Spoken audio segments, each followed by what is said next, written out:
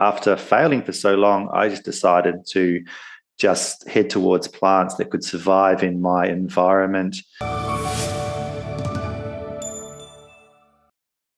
Welcome to the Art of Gardening, and I am thrilled as ever, per usual, to have one of my favorite guests and friends, Kurt Wilkinson, on with us today. Thank you so much, Kurt, for taking time out of your day to sit down with us and tell us more of your tips and your tricks. No worries, Melissa. Glad to be here. So for anybody who is not familiar with Kurt, you can check him out at kurt.wilkinson on Instagram. His page is absolutely phenomenal. He is one of the biggest inspirations to my own garden and to the way that I garden, with how his wild, beautiful, lush gardening also meets formal structure. It is breathtaking, it's amazing, and it's so unique. So Kurt not only is a landscape visionary, but he also has a tremendous amount of information about pests and soil conditions and just things that will absolutely blow your mind. So let's get started. One of the last things that we talked about after the last show, we had a beautiful talk about the thrips that I have. Can you share with our viewers your insight on pest infestations? Well, I'll just qualify for a second the fact that these are my own thoughts, very, very heavily based on research and things like that. So I have found, as I have gone down many horticultural paths, that there are many things that maybe not necessarily as effective or as workable as they could be. And hence I've gone down other paths. And so I would definitely give you my opinion, but people should go and test what I say and maybe challenge and have a think about what I say. Don't just believe what I say or what anyone else says as well. But basically, your best chance of fighting any pest or disease is by producing a healthy plant. And that really should be the basis of a garden. I realize as far as gardening goes, people decide to grow plants that aren't necessarily meant for their climate and conditions. And that's really where the problems start. And you start playing this game of, I will need to apply all these additives and extra things in order to get this plant to survive and to grow well. And unfortunately, the plant is always compromised. It doesn't really matter what you do. You have an inferior plant, which will make it susceptible to pest and disease. And so maybe we need to have a little bit of discussion as to maybe how a plant grows. And then maybe from there, we can sort of get further into it. So yes, please. Is there anything you would like to ask? Yes, take us through those steps. So I know we've talked about a lot of different things. And so for instance, here, one thing I've talked about is the infestation that I've had been managing now for a few years. And one of the things we talked about was I was one of those people that was spraying everything and exhausting myself trying to control this issue. It was from a house plant that I purchased off of Etsy.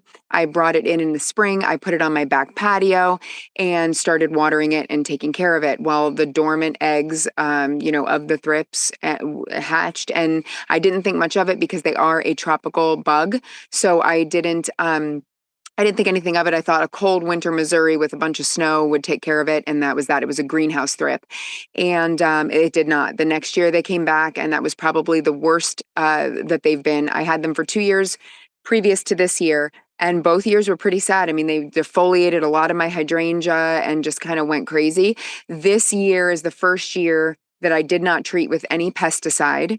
I stopped using the pesticide the end of last season and said, you know what, I'm going to try and go a natural route with this. And this year I have done that, and I have noticed a considerable difference in the levels that I have dealt with. They're still there, but I've started doing other things like pruning the actual branch. So when I see that they're coming into something and they're all over the leaves, instead of spraying them, I've actually been pruning the whole branch out because I've learned that they actually lay eggs or can lay eggs in the leaf tissue. So if they're in the leaf tissue, spraying them with anything is not going to take care of it. So that was part of it in managing the generations of them. So that being said, and knowing that, can you give us a little, because a lot of my plants I would consider to be healthy. So tell me what from that you gather of what you know. Well, I mean, I live in these two worlds as well. I mean, I am a professional gardener and deal with a lot of high-end gardens. They're monocultures. And so there's a lot of problems. Whereas with my garden, there's a lot of issues with soil fungus. And so hence, after failing for so long, I just decided to just head towards plants that could survive in my environment, because I just could not succeed any other way. Whereas with my work, I have to come up with techniques in order to manage a lot of topiary and hedges and monocultures, which are not especially designed to survive in the environment. Nature does not produce monocultures. It hates monocultures only for the fact that plants tend to work together in nature in order to survive. And so I kind of live in these two worlds. And so more recently, what I've discovered is that really it is photosynthesis, which is the driver of everything. And of course, that may seem obvious, but so much of garden maintenance is more arranged around applying fertilizers and additives to plants and the soil in order to make this plant healthy, which then will photosynthesize better. And the attention is all on the above ground part of the plant, whereas it is the roots and the underground part of the plant, which is the most important part of your plant. Sure, you need leaves to photosynthesize, but it is the soil and the roots that are the most important part. And that's another big element of horticulture, where we focus so much on the above ground. I know that when I go and buy a plant from a nursery, I'm looking at how pretty the flower is on that plant and the leaves and whatever. But what I find almost too often, I will take off the pot and I look at the roots, and the roots are rotting. It's too wet in the pot. It may be too hot. And so in some extent, the above ground part of the plant is actually in decline. It's going to go into decline. Many times I've bought a plant and I've put it in the ground and it goes backwards because it is no longer getting overhead watered maybe 4, 5, 6 times a day. And so the above ground can be a reflection of the below ground, but our focus is too much on that above ground element. And so if you want to get a healthy plant, it starts from the roots, and then that's how you make a good plant. And you need to get a plant photosynthesizing to a high enough level, producing a lot of sugar, and then you will have a plant that is more likely or more able to resist pest and disease attack. So another thing that we talked about previous to this was we got into a huge conversation about the use of worm teas, worm castings, and things like that. That has been something that I've been treating the property with consistently now for 2 years. Can you tell us a little bit about what you know about the worm castings and how that works to help a plant? Well, one of the best things I think you can do for your garden is to stay away from artificial synthetic fertilizers. The biggest problem when you come to sucking insects is available ammonia and nitrates. So personally, this is my personal opinion. I think it's a very, very good opinion. Stay away from fertilizers which contain available ammonia and nitrates. Generally, we put on too much in one go. If you were going to use it, you would use a little bit, a tiny bit, very, very often. But what we tend to do in Australia, and I'm sure people tend to do all around the world, is to dump a whole lot of fertilizer on their plants in spring, and then the plant cannot cope. And so what you find is, so the plant root system is actually processing that ammonia and nitrates to turn into proteins. And unfortunately, if you put on a lot on, either that is just lost to the soil because ammonia and nitrates are very water soluble, but what is taken up, there's just too much and the plant can't process it fast enough, and that goes into the leaves and stem through the sap. And then what you find is that you get all these sucking insects, your mites, your aphids, your thrips, your scale, and they have very, very simple digestive systems, and they will come and extract that from your plants. And so straight away, strongly suggest that you stay away from those fertilizers. You want organic fertilizers, and that's when we get to the worm teas and other organic fertilizers. And I'm going to put a qualifier in there too. I have a lot of clients who use chicken manure-based fertilizers, and they are organic, but they haven't been fully composted before they are used. And so you still have available ammonia. So even if you go, this is an organic product, this should be fine. If it still smells of ammonia, do not use that fertilizer. Go for things like worm teas, other fully digested, fully composted products. So even a compost, fantastic. Use a compost. But even then, like I had a client just recently, they had put compost on their garden and it still smelt. It hadn't been fully digested. And so once again, you are putting active ammonia on your plants and you will get a response, but you're encouraging pest and disease, which will come and then attack that free ammonia that will be in the leaves and the stems of that plant. And so step one would be to avoid those right from the start. Your plants, if you use synthetic fertilizers and ammonia, you will definitely grow a green, lush plant, but it is not a healthy plant. And so slow and steady with well-digested fertilizers, composts, worm teas, fantastic. And there are many other benefits to using those products as well that we can get into. And so that was, yes, another thing to take note of, that I did not use the synthetic fertilizers this year. That was something that I had read about in the previous fall, was that the synthetic fertilizers can actually be a superfood to these pests. And so that could have been, well, probably was part of the issue, that they were like multiplying like crazy. They had spread all over the property. And meanwhile, I'm still continuing to spray, having the grass service come in and spray and do all these poisons, all these chemicals over and over again. And they were getting stronger and they were thriving and they were moving on to different areas and, whatever. So another thing that we had discussed too, so yes, that is definitely one of the things. Do not use the synthetic fertilizers, to use things that are more based for the uptake of these plants. In that being said, we also talked about the seaweed and kelp fertilizers and what those do. So you had a lot to say about those and the way that they work scientifically on the plants. Can you share a little bit of that? Well, you have to consider that the soil is actually the digestion area for the plant. So the plant is immobile. It can never move or go anywhere.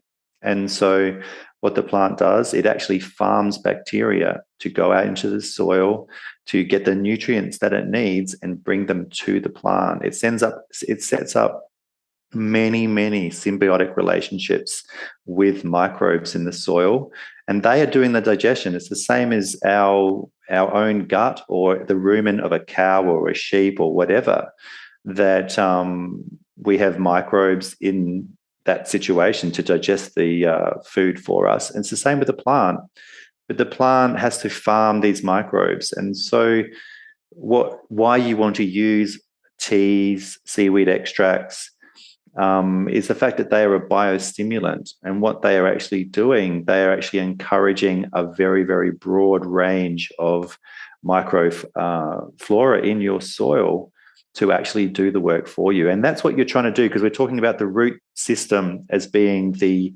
what governs what happens above ground. And that is why you want to use things like seaweed extracts, like worm teas, organic, fully digested products that will encourage that in your soil, which will mean that your plant is able to gain a very, very wide range of nutrients and all sorts of things that a fertilizer can never provide. When you are fertilizing, how do you know exactly what the plant wants? You're putting a very, very general, high salt, high energy thing on your soil, and the plant will definitely extract certain elements of it. So you will get a very, very fast response, but that quickly gets made inactive in the soil. And so all of a sudden, the plant goes, where is all this nutrition gone? Because what the plant does, if you give a plant artificial fertilizer, it will stop all those symbiotic relationships in the soil, because it'll go, I'm not going to waste energy setting up those relationships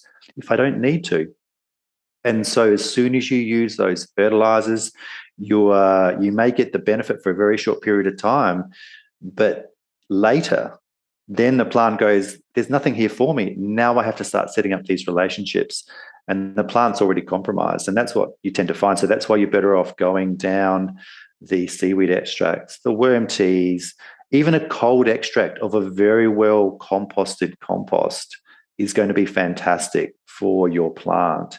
And you will end up getting a much better, much healthier plant in the long term, providing that you're not growing a plant that is well out of its range, or that, say, you're growing a sun-loving plant in the shade.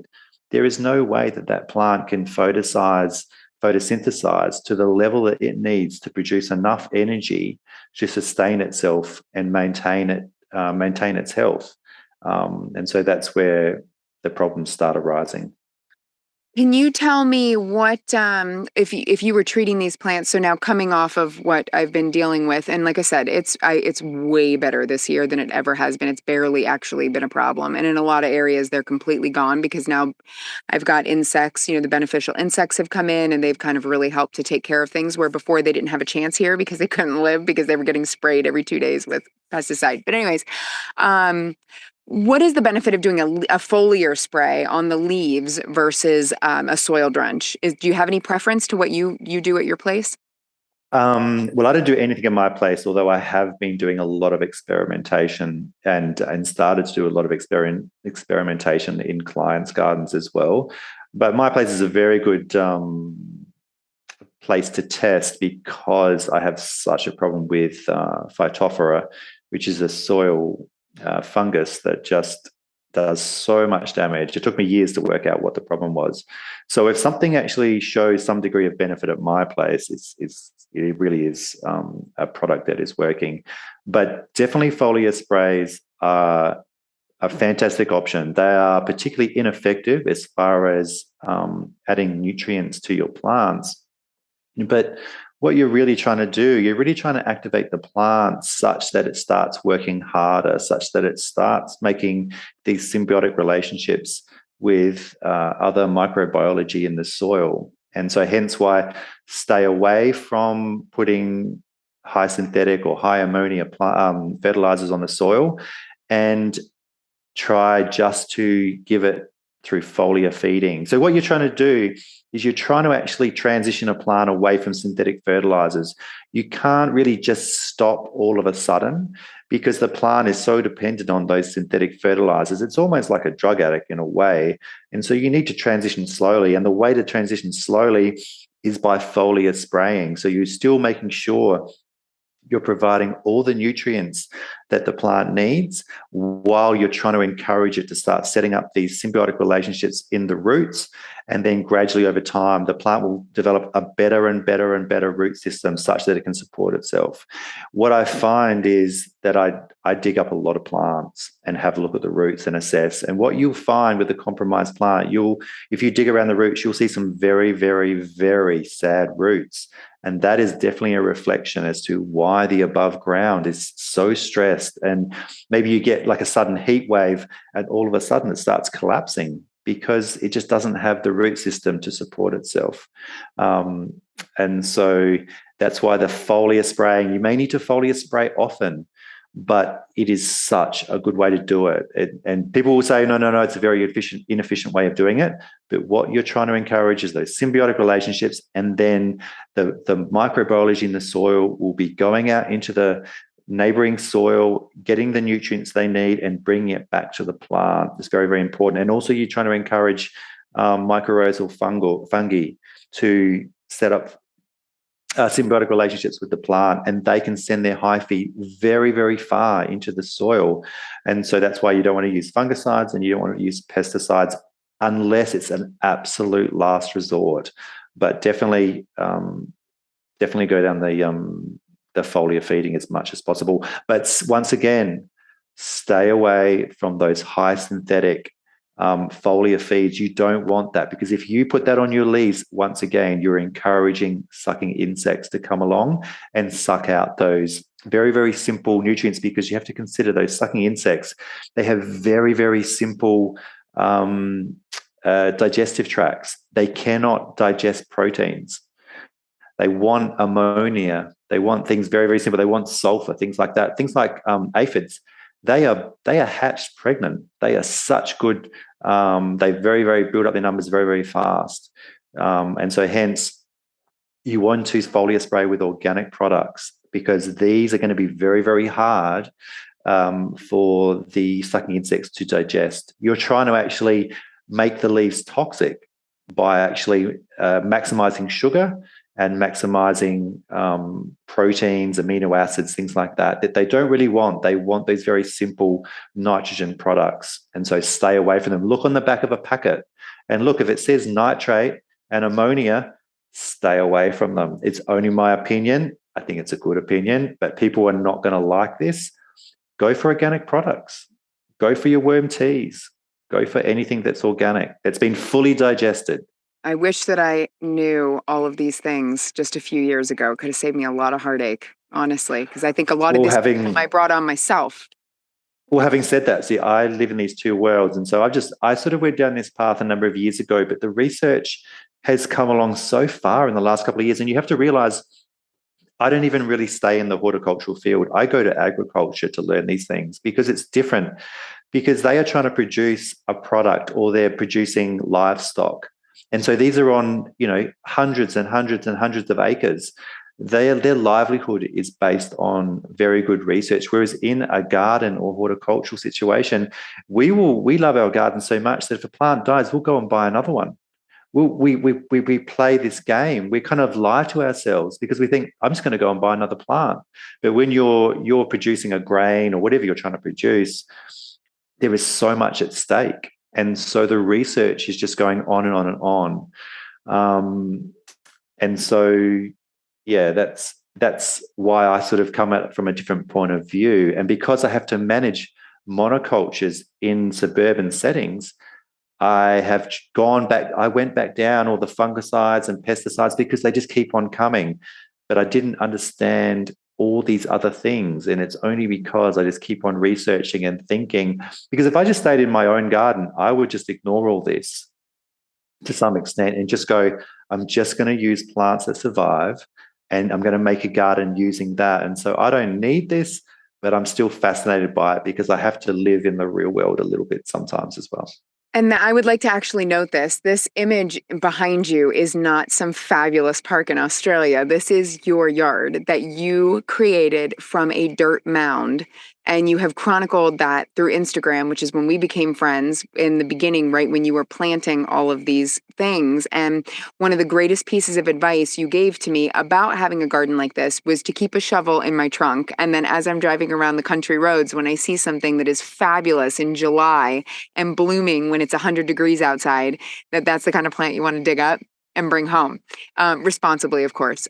So tell us about your garden, and without having, you don't have a lot of the same issues that I may have because your garden is kind of its own little world, right? So can you explain about the creation of your garden? And we are running out of time. We only have another couple minutes, but can you give us a quick rundown about the creation of your garden and then why it works so well to use what you've used?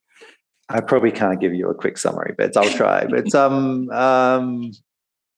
I do have problems. So I do have, the reason why I garden the way I do is because of this fungal issue in the soil. I just could not understand why plants would as soon as I hit summer, plants will just collapse because they do not have a root system.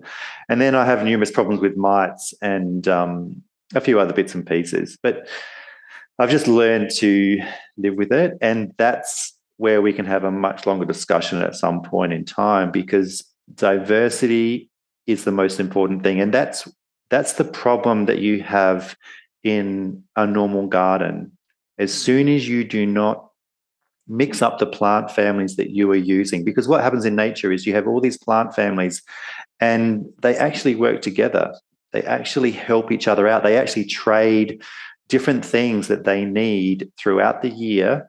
And as a community, they actually create a far better, more robust plant individually and as a unit to maybe stave off pest or disease. And so anyway, with my garden, just finding plants that survive. So I would say that I would have bought maybe $25,000, $30,000 worth of plants over many years. I would say $25,000 worth of those plants have died, just like over and over and over again. And so maybe 4 or 5 years ago, 6 years ago, once I came across Pete Aldoff, and I was already heading down this sort of permaculture route because I'd sort of failed at everything else. And so kept on trying things, and they kept on failing too. And so just kept on adjusting my approach, and then saw Pete Aldoff gardens and just went, wow, that's just so beautiful. So I'm going to keep on going down this route. And then just started looking on the roadsides, because I figured if all these plants I buy just die, there's some plants growing on the roadside that, maybe I can use those. And having said, even then, so many plants I bring in which grow on the roadside, they die at my place too. It's just nasty at my place. But over time, things have just built up, and you just repeat things that are successful. But now, so there's two things. We can come back to gardening as far as if you have a monoculture or even a very, very simple and non-diverse planting, that's what fertilizer is for. What you're trying to do with fertilizer is trying to replicate diversity, because when you have monocultures or very, very simple planting patterns or groupings, the plants will be antagonistic to each other. Say you have a hedge and you've got the same plant repeated over and over and over. These plants are antagonistic to each other. They're all competing for exactly the same nutrients. And also, obviously, as soon as you trim something, you reduce airflow, you create an even better environment for pest and disease. So that's another thing. But I'll go back to your plant such that they are competing with each other for nutrients, and hence you use a fertilizer. And you have to do it. There is no way around it. As opposed to, I would suggest, this is what I encourage, this is where I am heading, the fact that if you diversify your plantings, say you may have 4 plants of a different family within a group, and maybe you have to repeat that over and over again, but you will get much, much better plants because they're all producing something different. They are trading. You may have one plant that is photosynthesizing very, very well at one time of the year, while the other ones are semi-dormant, or say. And so the plant that's photosynthesizing well is actually trading things with these other plants to help them going, because at another time of year, that plant may not be photosynthesizing well, but the other ones are. And so then they will trade back, and they all help each other out. And that's how you come up with a more sustainable planting arrangement or garden, such that you can get plants through with much, much less effort. And so with my garden, I try to do very, very little because it's such a big space. And so my garden just keeps on teaching me more and more. I go off and research, and it really backs up what I'm doing. And then I go into suburban gardens, and then I just see the problem. So I'm still fighting the same things in suburban gardens. So I'm definitely trialing and testing things. And so we really need to come back and have this chat again and again and again, and I can refine it and give you better information. Well, we'll definitely pick up with you in another couple of weeks, and kind of pick up right where we left off, just like we did today. So I appreciate you being with me today and sharing your information and your knowledge, your vast knowledge with everybody. It's okay, Melissa. We'll see how people go. As I tried to keep it very, very simple when talking English. And so it may be the fact that people go, what are you talking about? Ask questions. And then maybe we can deal with them and go into more detail in the next one, because I find it fascinating. And to tell the truth, Melissa, it's great to talk about it because my wife does not want to hear me talk about these things. As soon as I start talking about plants or soil, she just says, "Oh, could you just be quiet?" So this is the joy for me, Melissa, and I can talk about it a lot more and maybe explain it better. So maybe if you get some questions, then we can talk about it more. Yeah, absolutely. If you have any questions, go ahead and drop them. DM me with any questions that you may have. We are also doing giveaways now. So every single new show has a giveaway in the caption. So check that out. And definitely we will see you again, Kurt. Thanks so much for being with us tonight. If you are looking for more information on Kurt Wilkinson, you can check out his Instagram page at kurt.wilkinson on Instagram. Thanks so much, Kurt. Have a great day.